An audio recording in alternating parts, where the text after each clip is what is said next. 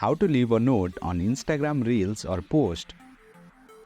Hey there, welcome to Insightful Tutorials. With the recent update on Instagram, you can now leave a note on Instagram Reels or post, whether it is yours or others. Without further ado, let's learn how to add a note on Instagram post or Reels. But before that, make sure you are using the updated version of Instagram. Let's begin. Open Instagram on a device. You will land on its official homepage. Select any of the post or Reels where you want to add a note for your friends or followers. Tap on the arrow like share button. A menu will appear from the bottom. Tap on the add note feature. Now start writing a note. Once done, tap on the option for share. Once you share a note on Instagram post or Reels, it will be visible to your friends or followers just above the original uploader's name at the bottom left corner. Please keep in mind that only your friends can see it. It will help your friends discover new things. Also, the notes are temporary and last only for 3 days. And boom, you have successfully learned how to leave a note on Instagram post or Reels, whether it is yours or someone else's. That's it for today's video.